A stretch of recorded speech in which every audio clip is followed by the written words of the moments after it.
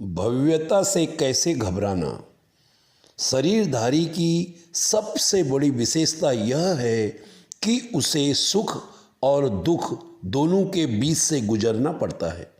शरीर सुख और दुख दोनों को भोगने के लिए मिलता है।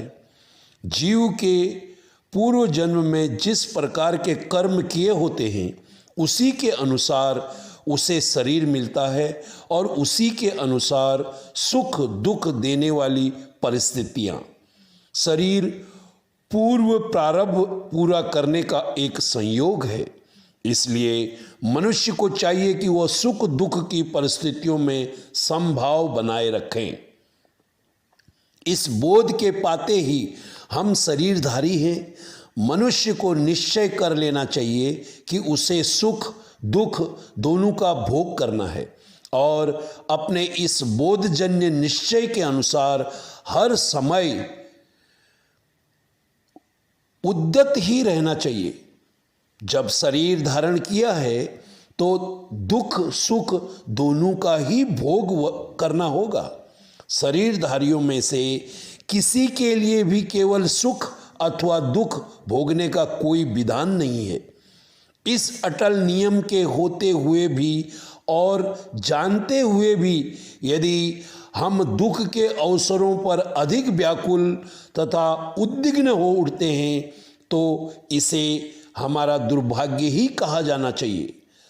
दुख और सुख शरीर के साथ लगी रहने वाली दो छायाएं हैं। उन्हें अपने पास से दूर नहीं किया जा सकता। ऐसी दशा में उत्तम यही होता है कि सुख और दुख दोनों में तटस्थ रहकर अपना यथायोग्य कर्तव्य करते रहना चाहिए।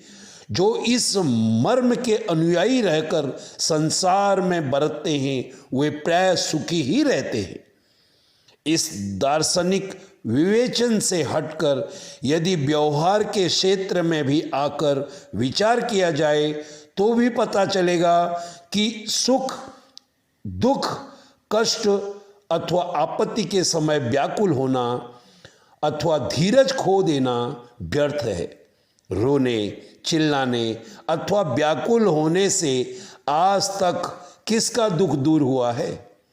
अधैर्य दुख कष्ट का उपचार नहीं बल्कि उसका बढ़ाने वाला सिद्ध होता है। एक तो दुख का कारण स्वयं ही उपस्थित होता है। उस पर यदि धैर्य साहस आशा सहनशीलता और सक्रियता को छोड़कर व्याकुलता व्यग्रता और कायरता का आश्रय लिया जाए तो परिस्थिति और भी गंभीर हो जाएगी। साथियों, त्रेता में मर्यादा पुरुषोत्तम भगवान श्री रामचंद्र जी को जब ही उनका राज्याभिषेक होने वाला था तो एक दिन पहले ही उन्हें 14 वर्ष का वनवास दिया गया। तो इस परिस्थिति में प्रभु रामचंद्र जी राज्याभिषेक होने वाला है, अयोध्या का राज्य मिलने वाला है, इस पर वो खुश नहीं थे और न ही 14 वर्ष का वनवास जब मिल गया और जा रहे थे उस पे भी वो दुखी नहीं थे।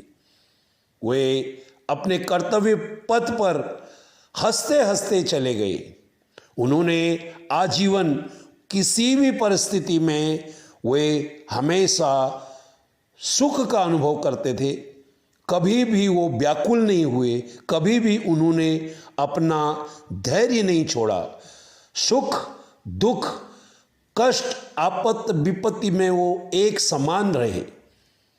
इसीलिए वे मर्यादा पुरुषोत्तम श्री राम जी कहलाए।